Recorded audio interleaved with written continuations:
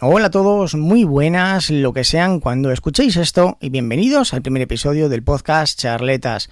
Yo soy Daniel y con este primer episodio comienzo mi nuevo podcast de entrevistas con un espíritu divulgativo para hablar sobre ciencia, cultura, sociedad, historia, cualquier tema que crea que puede resultar interesante y que por supuesto estén dispuestos a que yo les entreviste.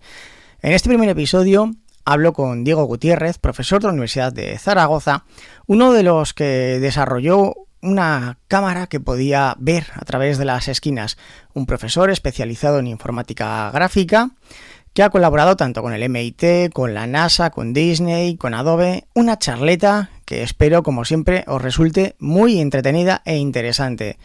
Tras la entrevista os daré más información sobre la periodicidad que va a tener el podcast, cómo podéis contactar conmigo si me queréis comentar algún proyecto que pueda ser interesante para que les entreviste y lo que podréis encontrar en este podcast. De momento os dejo con la entrevista, un saludo y hasta pronto. Hola a todos, muy buenas lo que sean cuando escuchéis esto y bienvenidos al podcast de Charletas. Yo soy Daniel y hoy estoy acompañado de un profesor de la Universidad de Zaragoza. Hola Diego, muy buenas tardes, ¿qué tal estás? Hola, ¿qué tal? Muy bien, gracias. Lo he engañado, me ha costado traerlo, llevamos aquí, pero vamos, está muy liado y enseguida entenderéis por qué. Bueno, te voy a hacer un pequeño mínimo perfil profesional. Eres profesor en la Universidad de Zaragoza, en el área de informática y sistemas, ¿correcto? Correcto. Sin embargo, estudiaste ingeniería industrial. Sí.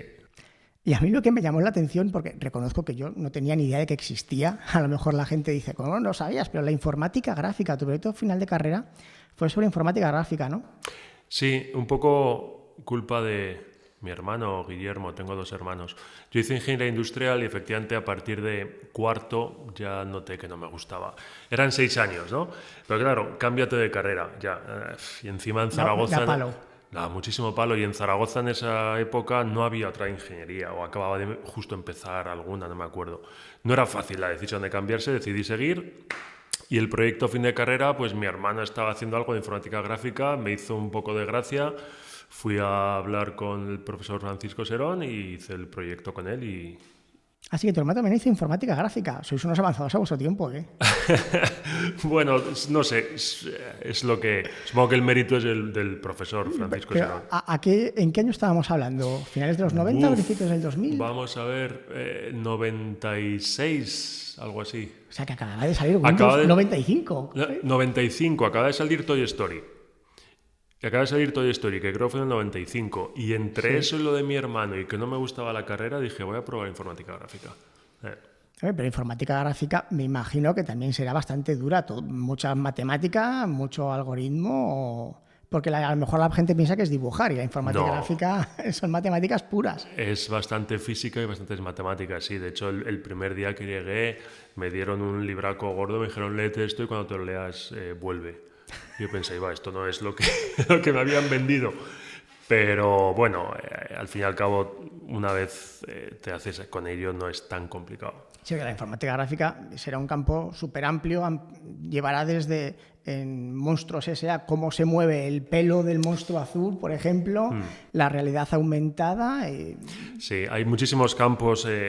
Solamente una película, como Monstruos que has mencionado, pues tiene animación, tiene simulación del pelo, de fluidos, tiene iluminación, tiene geometría.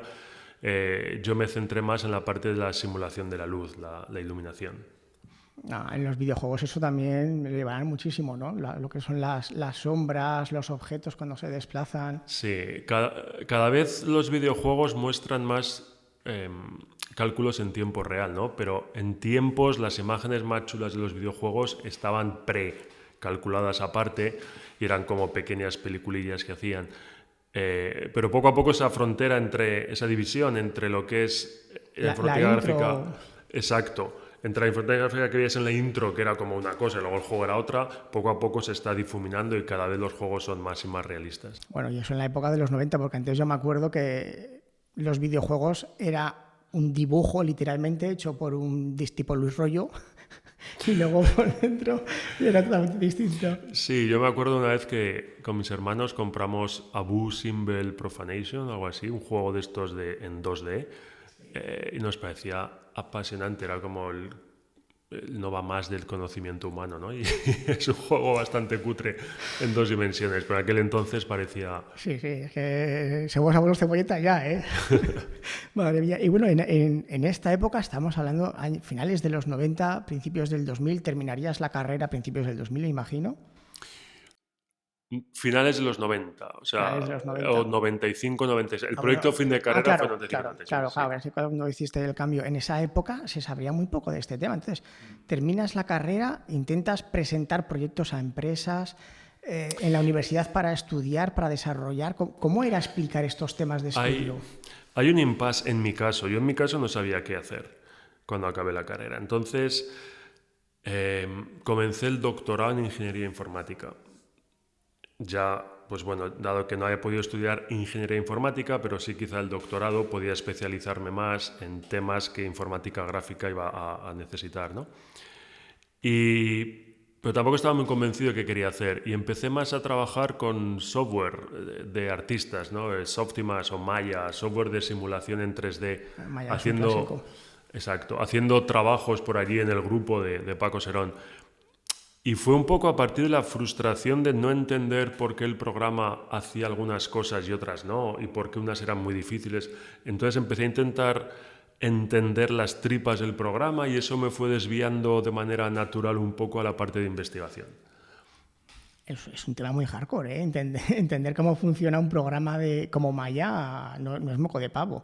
No, claro, pero a ver, yo creo que tenía la base técnica como ingeniero industrial y la frustración como artista de no poder hacer que el software no me diera todo lo que yo quería hacer. Y decía, vamos a ver, si tiene que ser obvio. Entonces intenté empezar a entender los algoritmos que estaban usando y ver por qué algunas cosas no eran tan fáciles. Y dentro del grupo que estaba había gente que sabía mucho, podía hacerles preguntas. Y como te digo, de esa frustración de la parte más artística fue donde derivó mi carrera de investigación. ¿Y qué tal fueron los primeros años? Fueron divertidos primero, pero casi desde la inconsciencia lo que uno estaba haciendo. O sea, los primeros años míos yo seguía, digamos, en el grupo de informática gráfica avanzada. Paco Serón era el que dirigía todo el cotarro, entonces básicamente él traía los proyectos y yo trabajaba en cosas que me parecían bastante chulas. El comienzo difícil fue cuando comencé un poco a separarme y a querer montar un grupo por mi cuenta, ¿no? Porque entonces te das cuenta que es muy difícil, porque al principio era un poco frustrante los proyectos que me mencionabas antes. Pedía proyectos y tal, pero no me daban mucha financiación o ninguna, porque también se me veía un poco como, este es el discípulo de, entonces... Bueno, y eso que, ojo, con Paco Serón me llevo súper bien y él siempre me animaba a hacer cosas. Era la percepción que había fuera de por qué vamos a darle a este nada cuando se lo podemos dar a Paco Serón. Claro. Sí, eso es complicado. Pero bueno, gracias a esto, luego hablaremos más en profundidad. Has llegado a colaborar con el MIT, que vamos a hablar ahora, con la NASA también a raíz del MIT, con Disney, con Adobe. Has dado una charla TED como mínimo, no sé cuánto. O sea, no, he dado una charla solo. Una charla solo. Pues te has movido, o sea, has tenido una oportunidad laboral muy amplia. Sí. A toro pasado, claro, se ve esto. A ver, han sido 10 años brutales de trabajo, también tengo que decirlo, O sea, una vez que decidí que quería montar un grupo por mi cuenta, un grupo de investigación en la universidad, montarlo y llegar a tener toda esa red de colaboradores y trabajar con esa gente, bueno, te he dicho 10, han sido 15 años muy bestiales, 15 años donde deseas que llegue el fin de semana para trabajar tranquilo.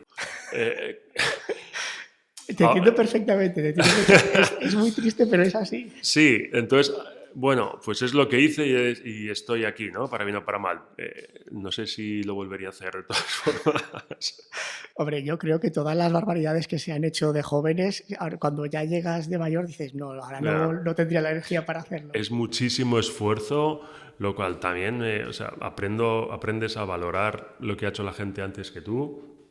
Vamos, ha sido mucho esfuerzo, tanto mío como de la gente que empezó a trabajar conmigo, Los primeros proyectos que traje, los primeros colaboradores. Pioneros, Adolfo Muñoz, Óscar Ansón. Adolfo sigue conmigo, es profesor de la universidad. Óscar Ansón se fue a trabajar con SolidAngle, que es una empresa de España que hace render imágenes por ordenador para películas y le han dado un Oscar técnico, digamos.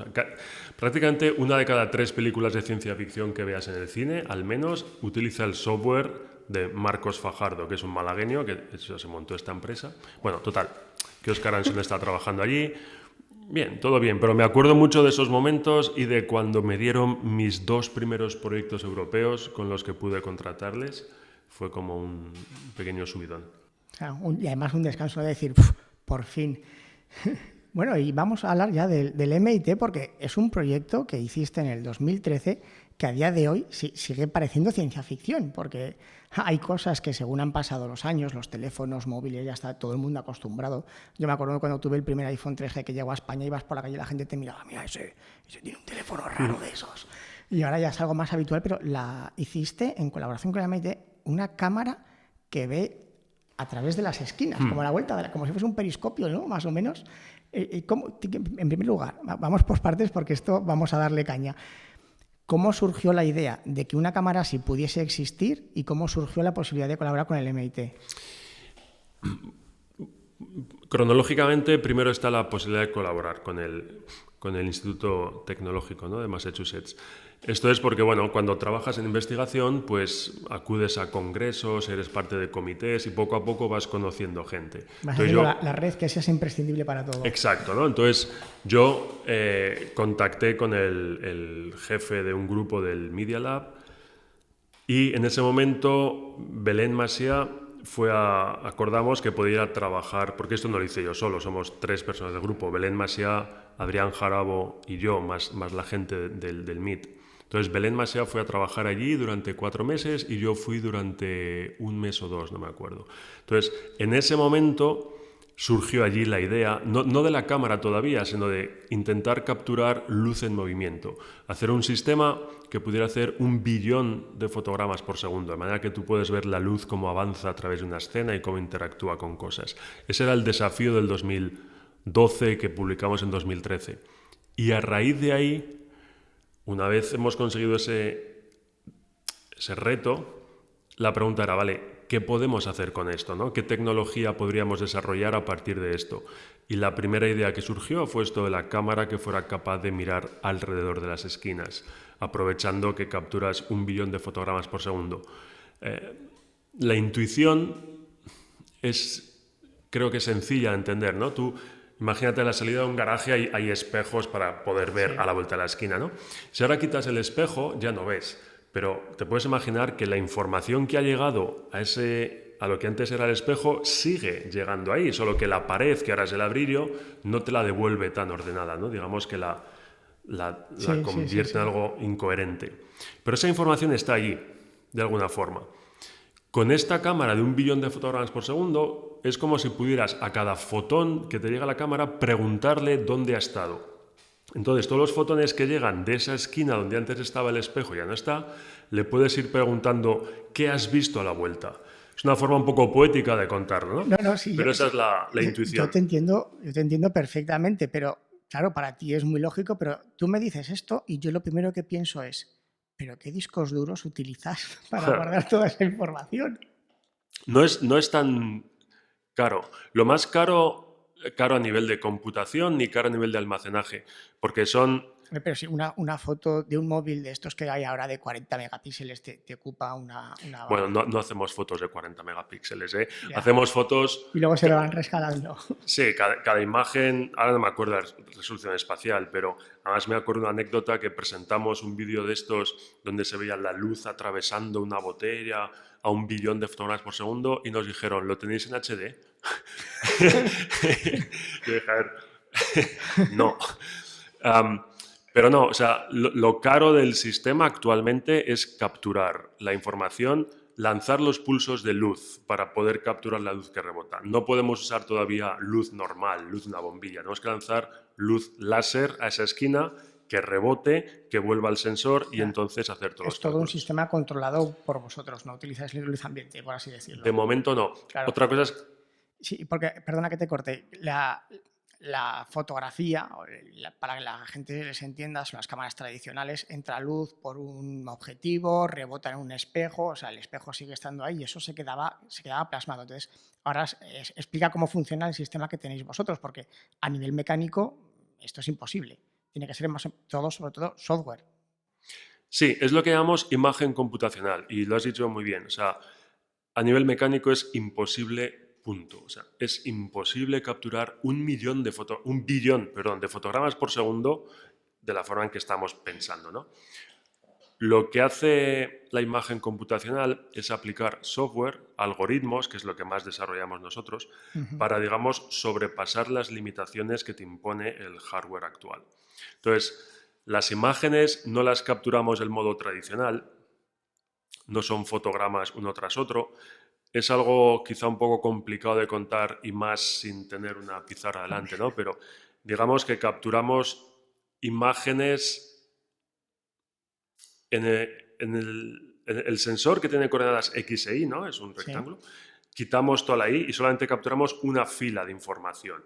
Y luego, la altura del sensor, la coordenada Y del sensor, lo que hacemos es capturar el tiempo de llegada. Dentro de la cámara hay un campo eléctrico que fluctúa muy rápido, varios millones de veces por segundo. Entonces, algún electrón sube hacia arriba y el siguiente va a bajar hacia abajo. Va a ser deflectado de manera inversa según la polaridad del campo varía. ¿Sí? Sí. Entonces, el primer electrón entra, se encuentra un polo positivo arriba, se ve atraído y sube hacia arriba y impregna el sensor en la parte alta del sensor. El siguiente electrón, cuando digo electrón, piensa en fotones, que han sido convertidos a electrones dentro de la cámara. El siguiente electrón ve el campo eléctrico polarizado al revés y entonces se ve atraído hacia abajo. Entonces, esa intuición de que el primer electrón que ha llegado está arriba y el segundo está abajo, te está diciendo quién ha llegado antes, ¿no? Entonces, ese tipo de... al final lo que tienes es como, imagínate una huella de un frenazo, ¿no? Tienes ahí como una marca, lo que llamamos un streak, es una marca de cómo han llegado los fotones, en qué orden han ido llegando, y luego eso lo reconstruimos amontonando un montón de rodajas. Insisto que es un poco complicado de contar sin dibujos delante. No, y aún con dibujos, yo debería decir. Pero la idea intuitiva es que tenemos que usar computación, que efectivamente no se puede hacer mecánicamente. Y eso es el secreto de la imagen computacional, que es el campo, uno de los dos campos en los que estoy trabajando actualmente. Bueno, en el tema de la imagen computacional, yo creo que más o menos ahora, a lo mejor la gente lo empieza a entender con algo que a mí personalmente me mosquea bastante, que es mi móvil hace muy buenas fotos nocturnas. No, a ver, tu móvil hace unas fotos nocturnas pésimas, lo que pasa es que hace muchas fotos y mediante un algoritmo va cogiendo las luces altas, las sombras tal, y entonces genera una imagen. Que también hay algo que la gente confunde, porque hacen una foto y convierte la noche en día, y eso no es una buena foto nocturna, eso es que se han pasado de frenada con el Photoshop. Entonces, a lo mejor más o menos en este aspecto la gente empieza a entender un poco cómo funciona, ¿no? Sí, has puesto un ejemplo muy bueno, es el que pongo yo. O sea, los teléfonos cada vez hacen mejores fotos y es verdad que hay avances en electrónica, en sensores, en la óptica, pero sobre todo en la computación. Como tú has dicho, la foto que te da cualquier cámara digital es la interpretación que ha hecho la cámara de lo que tú querías fotografiar, según los datos que le han entrado. Entonces, cada cámara tiene un mini Photoshop por dentro y por eso dos cámaras distintas harán fotos distintas de la misma escena y intentan realzar más los colores, o como en el caso que dices tú de imágenes nocturnas, pues fijarse en los focos y crear unos gradientes, unos contrastes. Eso, hoy por hoy, es casi todo computación. Y por eso a veces, ahora cada vez menos, pero muchas veces tenías una imagen muy chula, una foto y te preguntaban, ¿eso tiene Photoshop? Puede que sí, no lo sé, pero yo les decía, joder, tu cámara también tiene un Photoshop por dentro. Cuando tú haces una foto con una cámara digital y te da la foto final, la ha photoshopeado. Como ella ha pensado que va a quedar mejor, pero tiene un software por dentro. Entonces, ese tipo de algoritmos de manipulación de los datos para darte la imagen final es la imagen computacional. Y bueno, gracias a esta cámara, a esta colaboración con el M&ID, yo creo que es con lo que más bombo se dio a tu equipo y más te vi yo por entrevistas. ¿Ahí cambió la percepción cuando ya intentabas ir con tu equipo a pedir un proyecto? ¿Cambió la percepción que se tenía de vosotros? Sinceramente creo que cambió igual que se nos conocía más en entornos no profesionales. Pero creo que para entonces ya teníamos una cierta reputación a nivel, de nuevo, los entornos profesionales. O sea, no te invitan al MIT si no hay cierta confianza, ¿no? Es lo que comento. A lo mejor muchas veces se conoce más a la gente fuera de España que en el propio país. Sí, porque este país tiene muchas virtudes, pero la ciencia no es una de ellas, ¿no? Nunca se le ha tratado demasiado bien a la ciencia. No tiene ni mucha financiación ni mucha exposición pública. Entonces, es cierto, muchas veces es más fácil que se te conozca fuera que en tu propio país, que es algo que entre todos deberíamos cambiar. Poco a poco se hace lo que se puede. Y la guinda del pastel, por lo menos me parece a mí, ya sería cuando fue en el 2016, cuando se te concedió la beca de 1,7 millones para trabajar la percepción de las imágenes, más o menos. Sí, más o menos. Es un poco difícil de resumir en una frase. Entonces, si tú ves algo, lo que sentirías al tocarlo, por decirlo rápido. O sea, a ver, la premisa del proyecto era muy clara. Cuando tú generas una imagen por ordenador que quieres que sea realista, piensa en el cine, ¿no? Las imágenes que ves que parecen reales pero sabes que no son. Hay mucha simulación de la física, de la interacción de la luz con la materia, ¿no? Es como las hacemos. Pero en este proyecto la cuestión que planteaba era, vale, pero nuestro cerebro, cuando interpreta las imágenes para saber qué tipo de material es algo, cuando adivina si va a ser blando, duro, rugoso sin tener que tocarlo, nuestro cerebro no hace esos cálculos físicos porque no sabe hacerlos. Nuestro cerebro es muy bueno en ciertas cosas, pero no hace cálculos físicos correctos. De hecho, la mesa que tenemos ahora mismo delante, si te preguntara cuántas candelas por metro cuadrado refleja, ni tú ni yo lo sabemos, ¿no? Porque no es la forma de trabajar.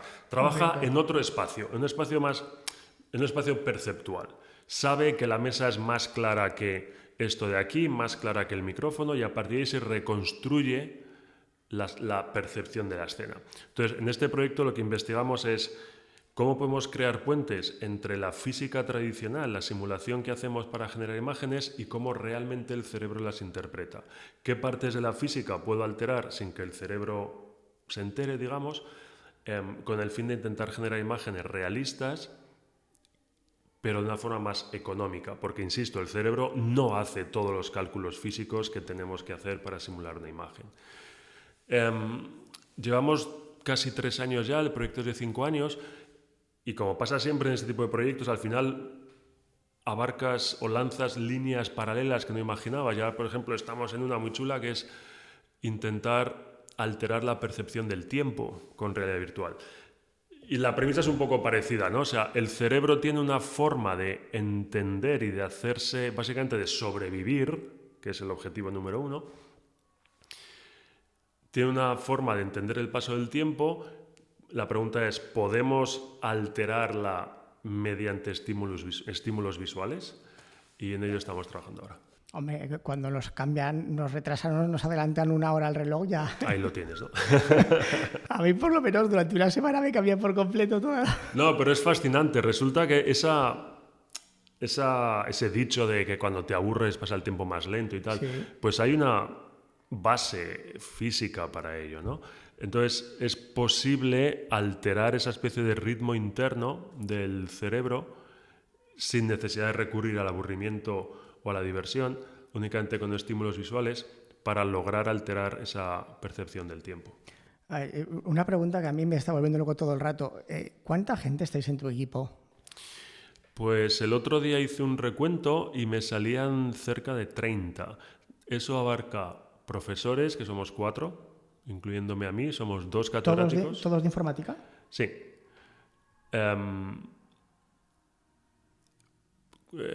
4 estudiantes postdoctorales, 6 tesis doctorales, tesis fin de máster, o sea, en todas las escalas, desde proyectos fin de carrera, chicos que quieren empezar a hacer cosas con nosotros, hasta los profesores del grupo, unos 30, depende de cuándo me preguntes. ¿Pero y todos sois de la rama de la informática? No todos, casi todos somos. Yo, por ejemplo, yo me considero más, yo siempre digo, soy ingeniero industrial.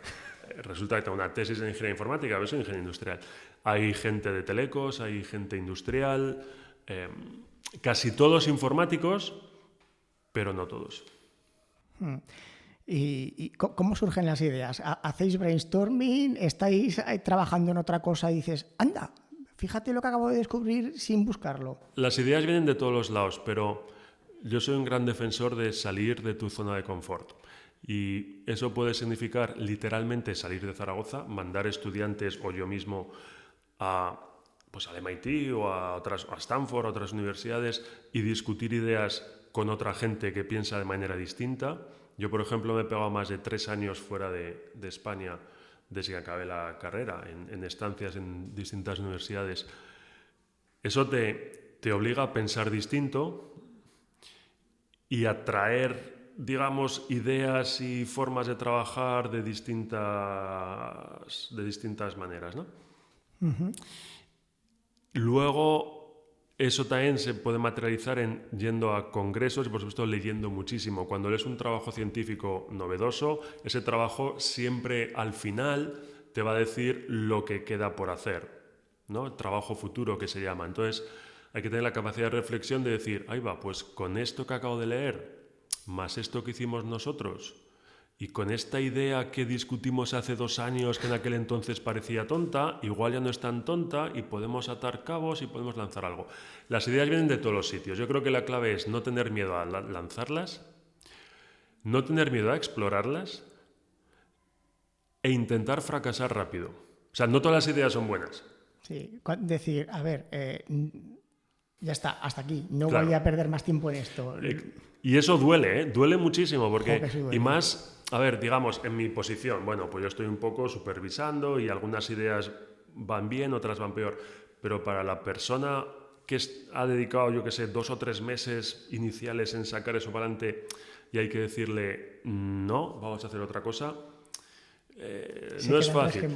Pero es mejor decirlo a los 3 meses que a los 14 meses. Entonces hay que saber fracasar rápido. E insisto, no todas las ideas son buenas o no siempre es el momento adecuado para sacarlas adelante. A lo mejor dentro de 5 años lo retomas y dices a la primera. Exacto, eso es. Por ejemplo, nosotros mismos en esto de la cámara del billón de fotogramas por segundo, cuando volví a España, tenía muy poquita financiación para seguir investigando.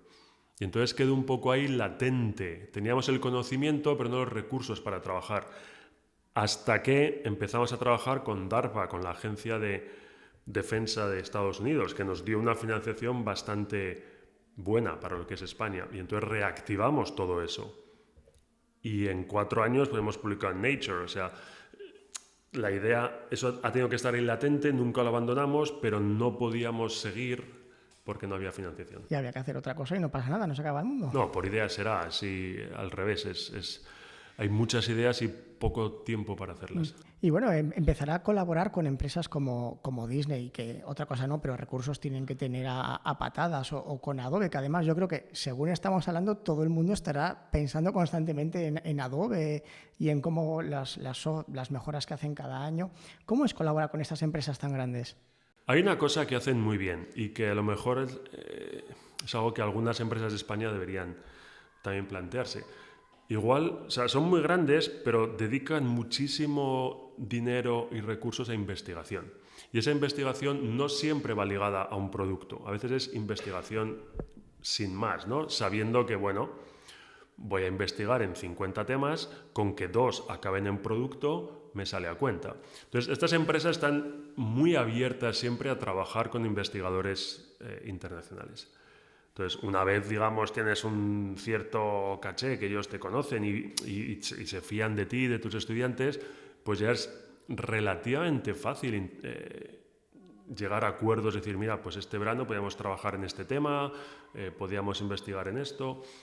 Está muy bien, sobre todo para los estudiantes, porque es una experiencia muy buena. Suelen irse allí a trabajar con ellos. El sueldo es espectacular comparado con... No, eso ni se menciona. No vamos a mencionarlo. Pero eso, están trabajando con los mejores en una empresa puntera a nivel mundial. Se dan cuenta que lo que hacemos aquí en Zaragoza es valorado en Disney y es valorado en Adobe. O sea, se dan cuenta que estamos trabajando a un nivel Bien, puntero, con lo cual es beneficioso para todos. Bien, habéis trabajado con Adobe, habéis trabajado con Disney, sois reconocidos y me imagino también que muchísimas otras empresas irán detrás de vosotros, porque ahora estamos en una época en la que salió Avatar y todo el mundo pensaba que el cine iba a ser en 3D y al final se ha quedado en nada. Se empezó a hacer el Pokémon Go, todo el mundo pensaba que todos los videojuegos iban a ser con realidad aumentada. Entonces, cuando tú ves estos booms y hay empresas a lo mejor que quieren colaborar con vosotros, me imagino que también muchos te habrán intentado fichar, me imagino, ¿cómo ves tú estos booms y cómo reaccionas ante ellos con los conocimientos que tienes de la realidad? En general creo que estos booms son buenos, porque, como he dicho antes, no todo tiene que tener un éxito prolongado. Algunas ideas pueden fracasar. El cine en 3D ha vuelto, a fracasar un poco en el sentido de que efectivamente ya no tiene el atractivo que parecía que iba a tener. Pero en cambio, ahora tenemos realidad virtual, que también es una tecnología que ha intentado salir varias veces y ha fracasado, y ahora parece que por fin tenemos la tecnología necesaria para cumplir las expectativas de esa tecnología. Pokémon Go, yo realmente pensaba que si esto era el futuro de la humanidad, mejor. Cuando veía a todos los chavales ahí con el teléfono móvil. Pero está bien, esas cosas, el mero hecho de que saliera Pokémon Go y diera la vuelta, pusiera patas arriba todo Internet y todo lo que creíamos. Y que la gente saliese a la calle a caminar, a cazar gamusinos. Me parece fantástico, y de esa experiencia algo habrá aprendido todo el mundo, ¿no? A mí me parece que es muy bueno. Me parece que es muy bueno que no hayas seguido con semejante nivel de impacto, ¿no? Que no esté todo el mundo cazando bichos de esos. Pero sirve para demostrar cómo una tecnología, si logra tocar la tecla adecuada, puede tener un impacto muy directo en la sociedad, o en parte de ella, ¿no? Porque a veces el problema que hay, la tecnología puede ser mejor o peor, pero igual la aplicación que se ha buscado para ella no es la adecuada, o de nuevo el momento en que se ha lanzado no es el adecuado, ¿no? De nuevo la realidad virtual, lo que pasó. La realidad virtual lleva desde los años 60 siendo como un concepto y se ha intentado lanzar, pero no había tecnología para soportarla.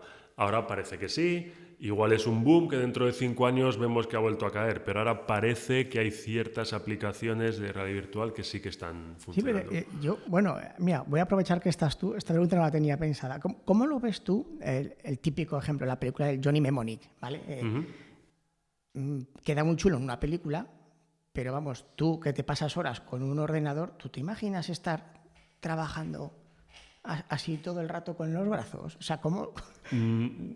A día de hoy no, pero mira, el otro día di una charla en Ibercaja, en el patio de la Infanta, que está donde está siempre el edificio de Ibercaja, y en Plaza Aragón. Pues tuve que mirar en Google dónde estaba por asegurarme. Incluso yo que soy muy poco de teléfono móvil y tal, ya tengo una cierta dependencia tecnológica. Yo creo que la tecnología poco a poco va, sin que nos demos cuenta, envolviéndonos. A día de hoy me parece ridículo pensar que yo puedo estar, pero a lo mejor dentro de 20 años, ahora mismo estoy buscando datos en mi retina sin que tú los veas y estoy haciendo gestos y tú lo ves natural. ¿Por qué? Porque eso habrá penetrado progresivamente, ¿no? Es un poco también de una charla de realidad aumentada, y mi postura era que ya tenemos mucha más realidad aumentada de la que creemos que tenemos. La realidad aumentada no es solo dinosaurios en miniatura andando por la mesa. Cada vez que vas a un restaurante y lo buscas en TripAdvisor o en Yelp, cada vez que usas el móvil para aumentar tu información sobre algo, eso es una forma de realidad aumentada, que ya ni nos damos cuenta que la estamos usando, ¿no? Entonces, no sé si todas esas tecnologías, aunque puedan hacerse, tendrán éxito, pero sí que creo que usaremos más de las que nos vamos a dar cuenta que estamos usando, si me explico. Sí, hombre, a mí más de una vez me ha pasado, además yo que tengo problemas en la vista, de a lo mejor coger un producto y no ver bien unas letras y hacer así en la caja, digo, ahí va. No. Sí, exacto. Y a ti te ha pasado que eres un adulto, hay muchos vídeos de niños pequeños haciendo eso, ¿no? Ese tipo de... Sí, es algo con lo que vamos a tener que convivir, pero siempre ha pasado, ¿no? Cuando llegó la cámara de fotos, ya nadie va a pintar cuadros, porque ¿para qué vas a pintar un cuadro? O sea, se trata de que todas las tecnologías no van a tener éxito, algunas sí, y no todas serán disruptivas. Como digo, irán entrando poco a poco, igual que los teléfonos móviles han ido entrando poco a poco y cada vez hacen más cosas que no nos llama particularmente la atención. Pero a mí personalmente, que he viajado por Estados Unidos hace 20 años con los mapas de desplegar, lo que hacen los móviles ahora, el hecho de que nadie se pierda, me parece increíble. Sí, totalmente, eso es una maravilla. ¿Y cómo ves tú las tecnologías que tenemos actualmente y hacia dónde? Porque bueno, yo me atrevería a decir que hay dos empresas que son las que más tiran de esto, que son las que están en nuestro bolsillo, Google y Apple. ¿Cómo ves tú hacia dónde se están encaminando cada una? Privacidad, fotos, porque a nivel gráfico, yo creo que el uso más cotidiano, quitando el cine y los videojuegos, son las simples fotos que se hacen con el móvil que luego nadie mira, tengo que decirlo. Sí, cogiendo esa última parte de la pregunta que has hecho, estamos llegando a una situación de saturación de información y entonces mucha información equivale a cero información y ya nadie mira las fotos. Antes te ibas de viaje a Jordania, tenías 3 fotos y luego mi padre cuando volvía de viaje había una sesión de diapositivas para ver las 20 fotos que había hecho. Ahora, como tienes 600, efectivamente, pues ya no tienen tanto valor. Y como todo el mundo está subiendo en Instagram y por ahí, pues no tiene tanto valor. No sé la pregunta que responderte porque yo soy muy anti redes sociales, ¿no? Tengo muy poquita presencia y la que tengo no, más que nada la investigación que están desarrollando estas empresas a nivel de informática gráfica, porque los Pixel hacen unas fotos de noche estupendas. Apple este año parece que también se ha puesto un poco. Entonces yo creo que las empresas que más tiran de este carro a nivel de investigación, de desarrollo, son estas empresas. ¿Tú crees que esto a nivel luego ayuda a todos los demás, ¿no? Esta investigación. Sí, yo creo, a ver, hay una cosa ahora que también está pasando, que es el tema del deep learning, ¿no? De las máquinas empiezan a aprender por sí mismas. Aprender por sí mismas. Y eso surge de nuevo por la convergencia de tecnología. Por fin tenemos la capacidad de cálculo necesaria para machacar los números que hay que machacar y tenemos la cantidad de información, internet, imágenes en este caso, ¿no? Google, Apple, cada vez más este tipo de empresas, los avances que hay están más basados en deep learning que en lo que explicábamos antes de calcular la interacción física de la luz con la materia. Al final, el paradigma es: hay miles de millones de imágenes en Internet, voy a ver cuáles funcionan bien, voy a copiarme de ellas y dame tu foto mala que voy a intentar mejorarla según lo que sé que gusta a la gente, ¿no? Ese es un poco el paradigma del deep learning. Entonces, estas empresas, Google, Apple, son tan gigantes y tienen tantísimo acceso a información que están, no quiero sonar muy catastrófico, pero van a acabar dominando el mundo, porque la información es poder y cada vez más, ¿no? Cada vez la sociedad es una sociedad más basada en la información y menos en la manufacturación, por ejemplo. Entonces, estas empresas les estamos dando constantemente información nuestra. Imágenes, en este caso que estamos discutiendo ahora, ¿no? Entonces, ellos tienen ahora la capacidad de cálculo y nosotros les estamos dando la información que necesitan para generar cada vez algoritmos mejores en prácticamente todo lo que tenga que ver con información visual. La pena es que lo que estamos perdiendo es el entendimiento de por qué una cosa funciona mejor que otra. Porque es curioso que gente que trabaja en temas de deep learning, lo que está empezando a investigar es la propia red en sí. En plan, vale, la red me está dando estos resultados, son fabulosos, tu teléfono móvil hace unas fotos nocturnas espectaculares, ahora quiero entender por qué. Lo que hemos hecho hasta ahora es una especie de fuerza bruta, de que el móvil haga todos los cálculos con su deep learning, todo lo que tenga que hacer, y ahora es de espera, ¿qué es exactamente, en qué se ha fijado, ¿no? la red para lograr? Que además, con esto volvemos al principio, que es cuando tú quisiste estudiar informática gráfica para saber por qué Maya no te permitía hacer según qué cosas. Exacto, solo que ahora somos de los últimos románticos que todavía estamos manejando ecuaciones, ¿no? En vez de soltar un porrón de imágenes a una red. Entonces, ¿tú crees que todo esto se está centrando todo el esfuerzo en el deep learning y en aprender de lo que ya funciona que en comprender? En estas aplicaciones que me mencionabas de Apple, de Google y tal, sí. ¿Y en tu proyecto no? En mi proyecto no. Nosotros también hemos hecho deep learning, somos culpables como cualquiera. Bueno, sí. Pero una cosa es darle todo el peso de todo a una caja negra que machaca números y te dice esto es lo que tiene que salir, que sería, simplificando el deep learning. Nosotros usamos deep learning en momentos concretos. Desarrollamos un algoritmo y en un momento dado hay que hacer una optimización. Bueno, deep learning es una especie de optimización avanzada con estos datos que hemos logrado generar con nuestros algoritmos, que el deep learning los acabe de mejorar. Deep learning está muy bien cuando los modelos que uno maneja, modelos físicos, digamos, no llegan a capturar todas las esencias, los recovecos de toda la casuística. Entonces, la forma que tenemos nosotros de trabajar es todo sigue basado en modelos físicos y usamos learning para, digamos, completar esos modelos. Y bueno, tu beca te la dieron en el 2016, son para 5 años, así que más o menos ya has pasado del Ecuador. ¿Qué tal va el proyecto? ¿Has conseguido lo que esperabas, más, menos? ¿Cómo lo resumirías? El proyecto va muy bien porque es un tipo de beca, de proyecto que por definición está abierto. O sea, Europa no te pide dentro de 5 años dame una máquina que funcione con lo que dices que vas a hacer. Tú a Europa le dices quiero investigar en esta línea y das unos motivos, unos argumentos y una forma en la que crees que harías las cosas si te dieran la financiación. Una vez recibes la financiación, trabajas en esa línea y bueno, estamos sacando muchos resultados, publicaciones muy buenas, luego la cosa va bien. Va incluso mejor de lo que esperaba. Porque, me alegro. Sí, porque el otro día, hace un par de meses, tuve que hacer el informe intermedio, no sé qué. Y claro, cuando empiezas a poner todo lo que has conseguido, una cosa tras otra, dices, joder, pues realmente está funcionando muy bien la cosa, el proyecto. No es que hayamos... El proyecto no es finalista, no tiene un final de decir, como digo, toma la máquina, ya está construida. No es como en España, por así decirlo, en ese aspecto es muy distinto. En ese aspecto es muy distinto y ojalá en España cambiara la cosa. Porque es que además si haces proyectos finalistas, y más en España, que son más cortitos y con menos dinero, ¿no?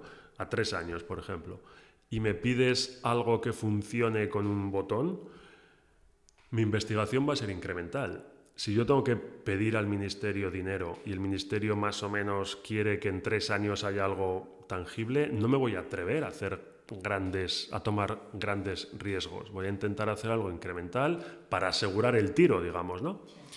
El proyecto Europa es completamente distinto. Es 5 años, dame una línea de investigación, explícame por qué eres el hombre para hacerla y para adelante. Pues nada, me alegro. Hombre, la verdad es que Europa en ese aspecto es un balón de oxígeno, ¿no? Para los investigadores, que no es nada fácil. No, tal y como lo he dicho, igual suena que es muy fácil, pero ojo, estos proyectos europeos son muy difíciles de conseguir y luego pasas una primera criba. La segunda entrevista, estamos jugando en el tiempo, te estoy entrevistando a ti ahora, pero hace 3 semanas entrevisté a Igor García, que ha conseguido 2 becas. Ajá. Entonces en la entrevista de la semana que viene veréis cómo funciona todo el paso, todo perfectamente hilado. Ok, pues entonces no voy a repetir, pero vamos, ir a Bruselas a defender tu... Sí, no, está muy bien conseguir, eso es un...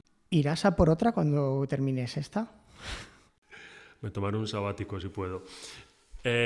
Gracias a Dios hay gente en el grupo que es muy buena. Entonces ahora mismo acabamos de pedir 2 más. No mías. 2 becas similares de Adrián Jarabo y Belén Masia. Vamos a ver si nos las dan. Mi idea entonces, claro, también hay que saber jugar con los tiempos, ¿no? Si de esas 2 nos dieran al menos una... pues tendríamos también músculo financiero para mantener el grupo más tiempo. Entonces, no pediría yo una segunda beca personal inmediatamente. Hay que ver un poco qué sucede con sus becas. Es una estrategia de una maratón a largo plazo, ¿no? Sí, o sea, hay un